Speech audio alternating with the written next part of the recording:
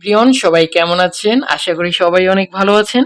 আজকের ভিডিওতে আমি আপনাদেরকে খতিয়ান বা লেজার সম্পর্কে কিছু ধারণা দেব। তো প্রথমেই আমরা যেটা দেখব সেটা হচ্ছে খতিয়ান কি বা খতিয়ান কাকে বলে। তো খতিয়ান বলতে আমরা বুঝি লেনদেনকে জাবেদায় লিপিবদ্ধকরণের পর হিসাবের শ্রেণী অনুযায়ী চূড়ান্তভাবে যে বইতে লিপিবদ্ধ করা হয় তাকে খতিয়ান বা লেজার বলা হয়। খতিয়ানকে প্রধানত দুই ভাগে ভাগ করা হয়েছে। তো একটি হচ্ছে মূল খতিয়ান বা কন্ট্রোল লেজার, আর দ্বিতীয়টি হচ্ছে সহকারী খতিয়ান বা সাবসিডিয়ারি লেজার। প্রথমেই হচ্ছে মূল খতিয়ান বা কন্ট্রোল লেজার। তো কন্ট্রোল লেজার বলতে আমরা যেটা বুঝি সেটা হচ্ছে অ্যাকাউন্টস রিসিভেবল বা অ্যাকাউন্টস পেয়েবল, এগুলোকে কিন্তু কন্ট্রোল লেজার বলা হয়। আর পরবর্তীতে আছে সহকারী খতিয়ান বা সাবসিডিয়ারি লেজার।